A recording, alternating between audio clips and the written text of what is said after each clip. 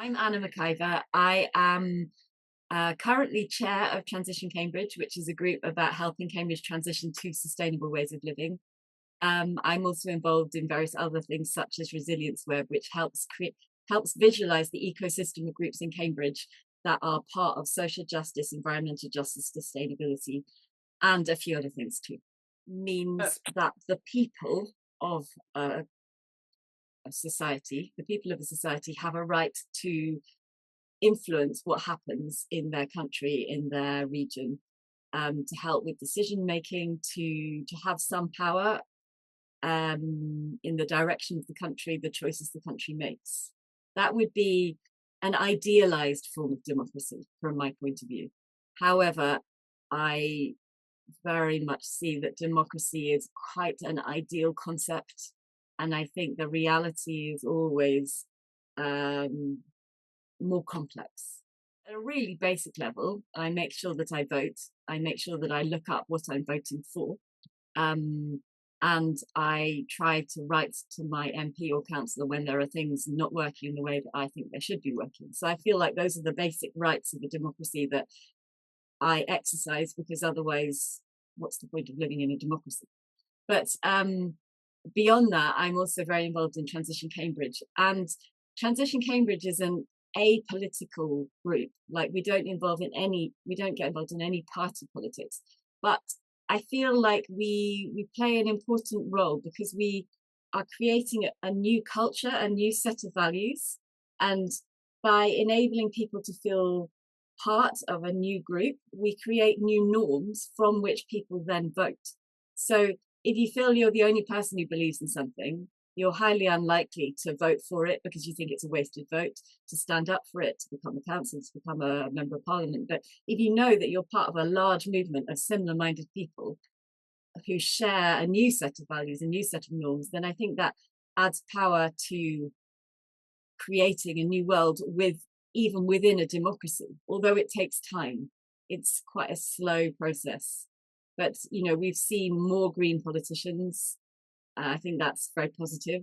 And we've seen more independent politicians, which I think is also very positive, because I think that the traditional parties are quite restrictive in what they allow you, which values they allow you to sort of join together.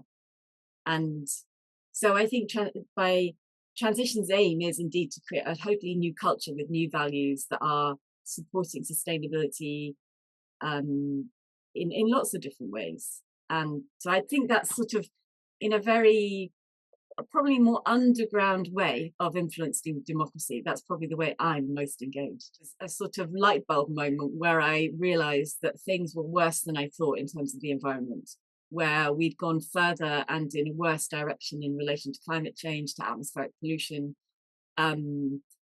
In lots of ways, I was very concerned about environmental change, and I felt that the government and business and the various parts of society were not at all engaged and hadn't even really got the message. And of course, at that time, there were some very active movements lobbying that even climate change wasn't real. There was a lot of news stories saying this is a complete fallacy, which we now know were funded by groups who did not want action on climate change. So I think my joining of groups that were working on that was very much in reaction to this kind of lack of action by society as a whole and by government and the various institutions that should have been there to make sure that we responded in an appropriate timescale and an appropriate way, and they were not doing what I thought needed to happen.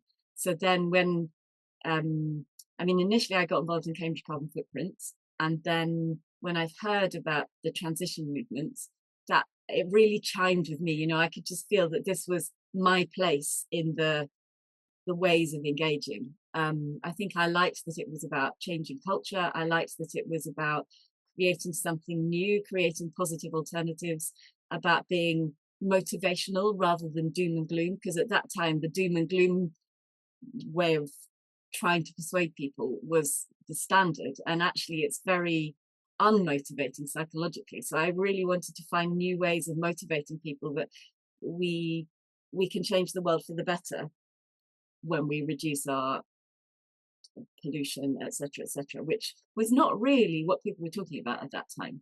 So I think that's what motivated me to get started. And I don't think I really understood it as a democratic action at that time. But I do remember I later had a conversation with one of our city councillors, and I suddenly realized that what we were doing was making environmental policy electable, and that feels really important. I do think that our modern form of democracy is not working, and I think that the test of that will be very soon with the rise of some new parties that could bring in some quite extreme policies if we're not careful. I feel like at the moment, one of the biggest issues for democracy is that we live in a post-truth world where the majority of people, the information that they are receiving on which to base decisions, on which to base who they choose to vote for, a lot of it is not actually true. And the actors who are creating the post-truth social media, whatever it may be, I think a lot of them are doing it quite intentionally. They have a lot of money, they have a lot of skill, they're often in other countries. They know how to appeal to I think it's called the animal spirits. They know how to appeal to people's emotions, to that sort of the excitement, how to get people to keep tapping on their phones and so on and so on. And I think that creates an environment where when you vote, you're voting based on an understanding of an issue that may or may not be real, So, for example, before Brexit, they said they were going to give however much money to the NHS. Pretty sure that never happened because that money wasn't available to pass over. But that was a story that was sold incorrectly, but very effectively. So I think one of the biggest problems is this difficulty in getting real information, and I think the obfuscation of that by bad actors is a really big part of the problem. Another fault line of our democracy, I would say, is that a lot of people feel like they're not listened to anymore. They've been on big demonstrations, they've signed petitions, they haven't seen any change on the back of it. And I feel like that sort of led to almost a withdrawal from being involved in the process of democracy. They're like, well, what's the point? Why vote if I can never influence anything? So there's a sort of disempowerment of the populace, which I think is a real problem, because that means that if one very charismatic party gets even quite a small subset of people to vote, the fact that a lot of people haven't can mean that they can get in. And that is, so I think politicians need to work harder at engaging in issues that touch people's daily lives. And I would argue that things like mental health is one of those issues that's not addressed enough at the moment, because I think a lot of people are touched by it and it's going downhill big time. I would argue that some of the other issues, like whether children should have access to social media, whether children should be sent off to nurseries at young ages, I think there's lots of things that contribute to mental health, which contribute to actually a lot of problems for the country in the future, potentially, particularly with this generation of young people who are really struggling. And I don't see politicians doing much about that. And yet I would say that touches people more than a lot of the other issues that they do seem to do a lot about. So I feel like a lot of the issues that would make people vote are not adequately addressed by the promises that parties make.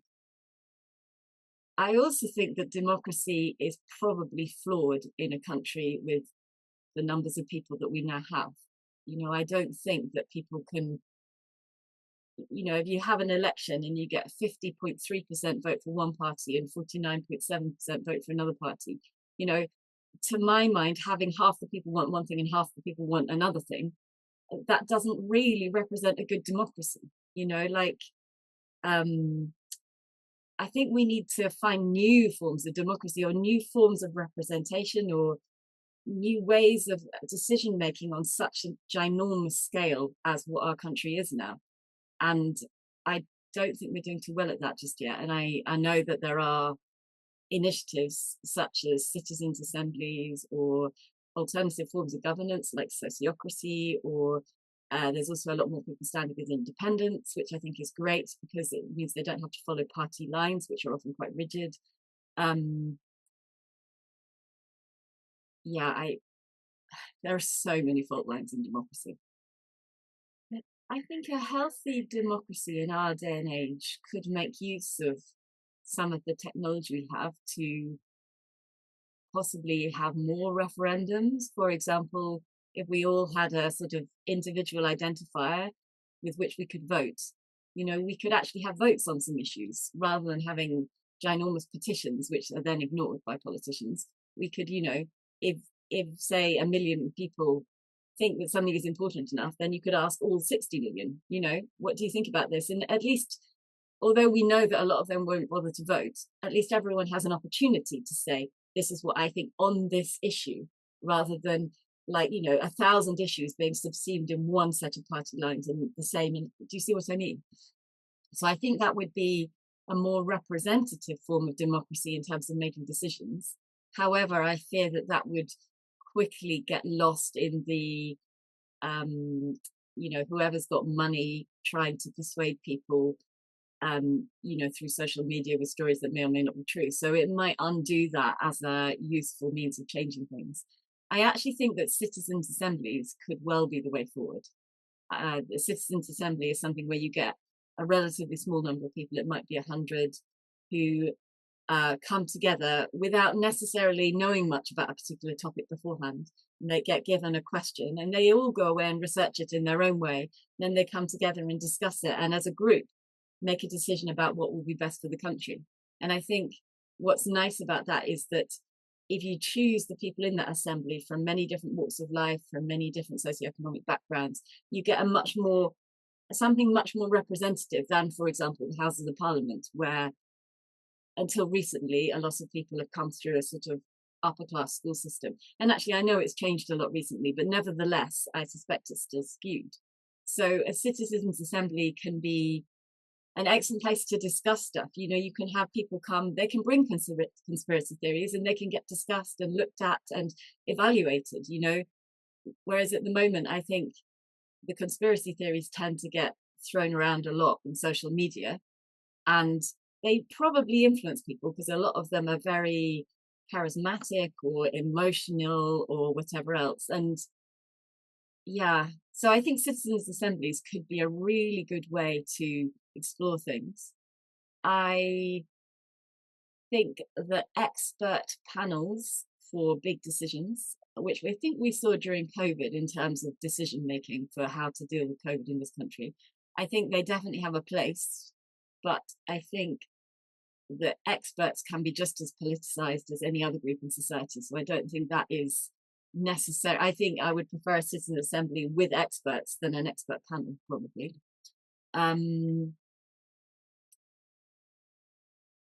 Yeah, and I think we just need to be experimenting with new forms of governance. I think it's almost the biggest challenge for humanity at this time is to find better ways to make decisions, to include the marginalized, but I think the basic truth is that any decision will benefit one group and probably disadvantage another group. And it's how to do that in the way that is most equitable that you can, aware that it will never be perfect. And I think we need to be more conscious about how we're trying to do that and be more willing to reform our system, our democratic system. And I also think that the UK system, although it's not very open to being reformed, I think there is some value in that kind of constancy. I think that systems where you have, for example, proportional representation, they can swing about too much. There can be too many parties. You can actually almost undo any form of governance if you're not careful. So, yeah, but I think more experimentation would be a good thing.